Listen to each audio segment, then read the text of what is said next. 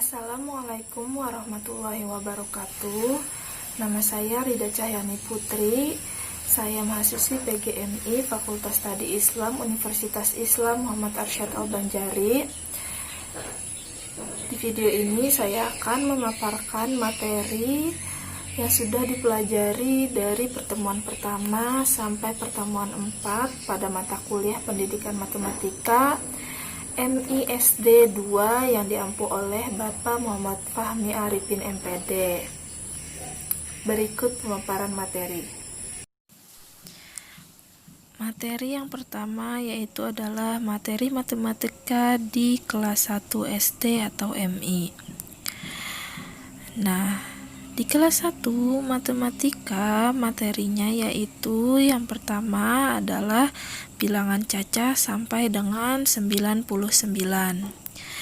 Yang kedua, bilangan sampai 2 angka dan nilai tempat. Bilangan 2 angka adalah bilangan yang terdiri dari 2 angka, contohnya 11, 12, 13, 20, 31, 43, dan seterusnya. Yang ketiga yaitu penjumlahan dan pengurangan bilangan. Yang keempat ada pola bilangan. Yang kelima bangun ruang dan bangun datar.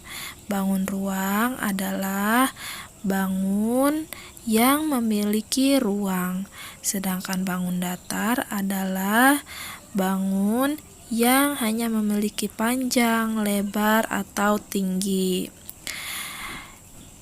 Yang keenam yaitu panjang dan berat dengan satuan tidak baku. Yaitu contohnya jika kita mengukur panjang dengan satuan tidak baku adalah mengukur dengan jengkal, mengukur dengan langkah kaki, dan seterusnya. Yang ketujuh yaitu panjang, berat, lamanya waktu, dan suhu. B. Materi matematika di kelas 2. Yang pertama yaitu mengurutkan bilangan cacah. Yang kedua, penjumlahan dan pengurangan bilangan cacah. Yang ketiga, perkalian dan pembagian bilangan cacah. Yang keempat, nilai kesetaraan pecahan mata uang. Yang kelima, panjang, berat, dan waktu dalam satuan baku. Yang keenam, pecahan 1/2, 1/3, dan 1/4. Yang tujuh, ada ruang garis, kemudian bangun datar dan bangun ruang, dan yang terakhir, pola barisan, bangun datar, dan bangun ruang.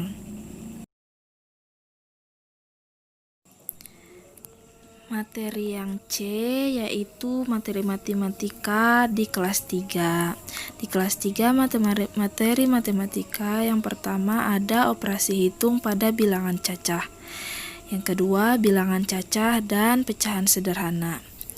Yang ketiga, jumlah, selisih, hasil kali, dan hasil bagi 2 bilangan cacah.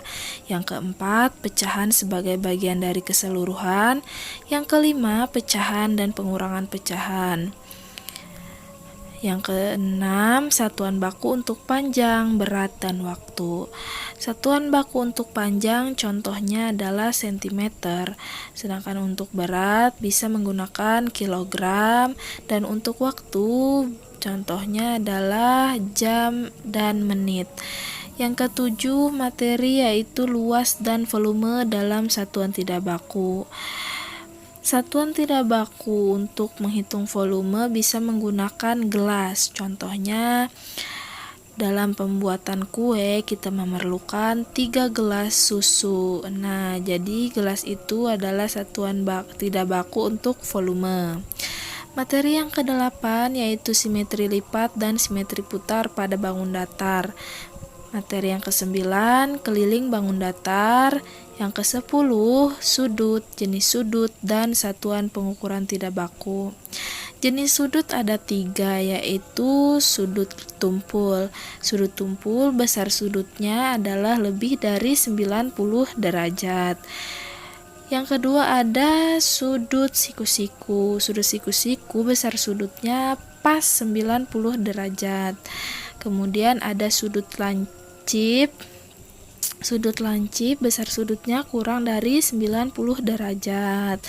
Bisa diukur menggunakan busur. Nah, materi yang ke-11 ada bangun datar, dan materi yang terakhir yaitu data berkaitan dengan diri peserta didik. D.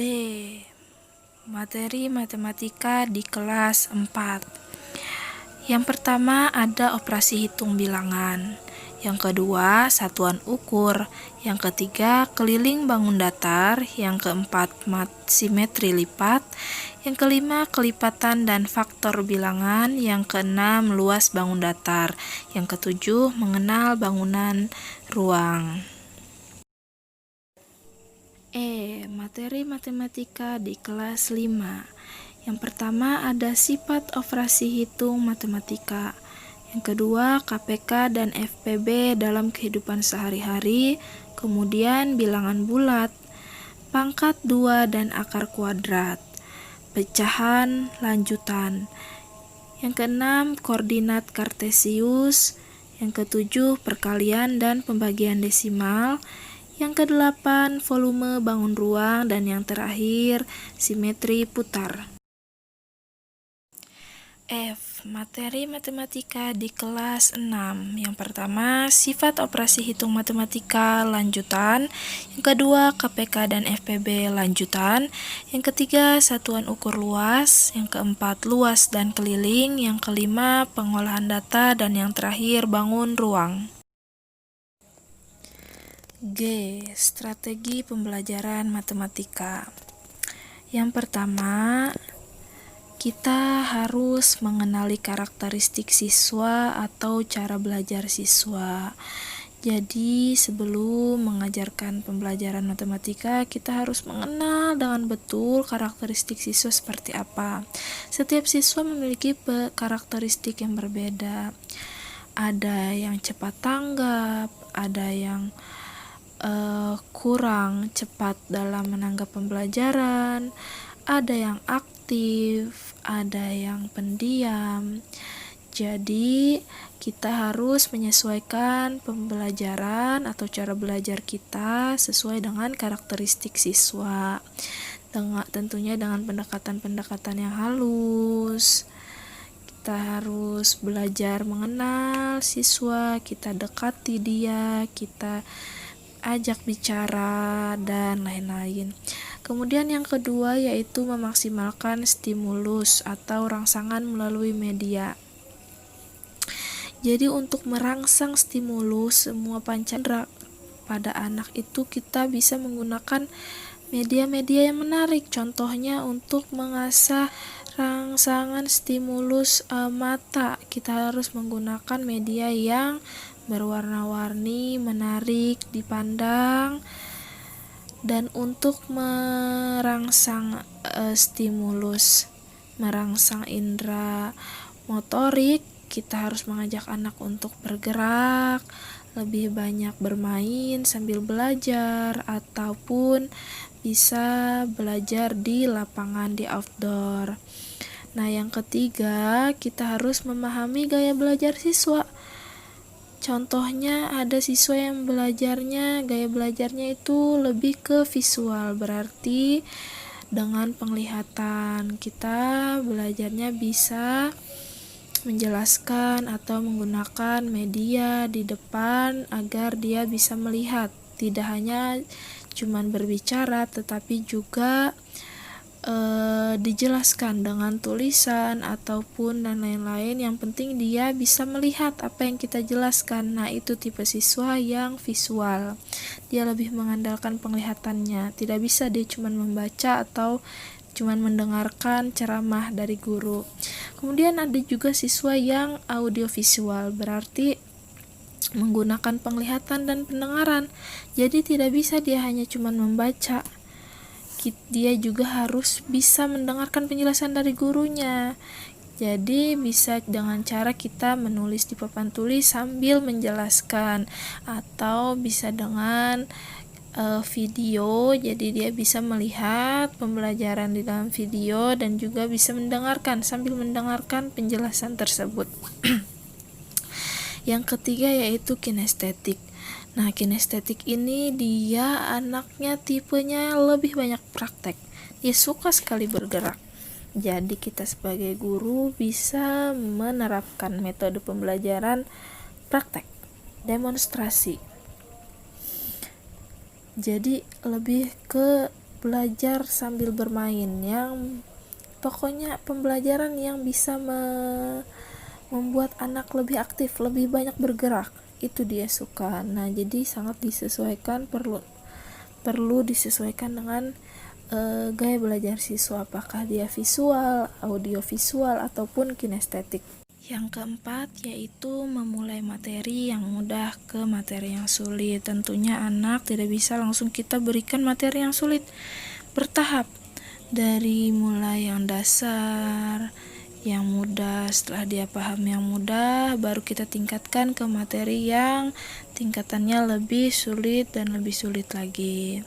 Yang kelima yaitu memulai dengan konsep, lalu contoh, baru soal. Jadi tentunya kita harus mengenalkan siswa dulu konsepnya seperti apa materi ini. Nah, setelah dia mengenal konsep, baru kita berikan contoh soal, cara pengerjaannya bagaimana, bentuk-bentuk soal yang bermacam itu kita kenalkan beserta dengan cara mengerjakannya, rumus-rumusnya. Terus berulang, harus sering berlatih mengerjakan soal. Nah, setelah terbiasa atau sudah bisa menjawab soal, baru kita kasih soal yang benar-benar dia mengerjakan sendiri. Variasi soal yaitu soal yang standar, yang setara kesulitannya, sampai ke soal yang tahapannya lebih sulit, soal-soal yang lebih sulit, agar itu merangsang otak dia ya untuk berpikir. Media pembelajaran. Nah, di kelas rendah, karakteristik anak masih berpikir konkret, yaitu harus melihat dengan jelas dan nyata. Jadi, media yang digunakan untuk menjelaskan materi harus berbentuk nyata, ada bentuknya di hadapan dia. Dan alangkah lebih baiknya lagi jika media tersebut bisa mengajak anak sambil bermain, contohnya pada gambar-gambar berikut ini. Nah, media pembelajaran ini itu bersifat permainan. Nah, ini anak-anak suka bergerak, anak-anak suka aktif, anak-anak masih suka bermain. Jadi sangat tepat jika kita memasukkan metode pembelajaran belajar sambil bermain, karena itu akan sangat mudah diterima oleh anak-anak dan anak-anak pun mudah paham akan materi yang kita sampaikan. Yaitu ada teori perilaku dan teori belajar kognitif serta implementasinya pada pembelajaran. Yang pertama yaitu ada tujuan proses pembelajaran. Tujuan proses pembelajaran adalah untuk memperoleh pengetahuan dengan suatu cara yang dapat melatih kemampuan intelektual para siswa dan merangsang keingintahuan serta memotivasi kemampuan mereka. Yang kedua yaitu ada komponen-komponen pembelajaran. Komponen pembelajaran itu apa aja sih? Yaitu pertama tentunya harus ada guru, ada siswa, ada materi, ada metode pembelajaran, ada media pembelajaran, dan ada evaluasi pembelajaran. Yang ketiga yaitu teori Trondijk. Dianggap sesuai dengan konsep pembelajaran matematika sekolah. Pembelajaran ini cocok karena dapat mengembangkan cara berpikir anak. Teori Trondijk disebut sebagai teori penyerapan, yaitu teori yang memandang peserta didik sebagai selembar kertas putih, penerima pengetahuan yang siap menerima pengetahuan secara pasif. Kemudian ada teori belajar kognitif.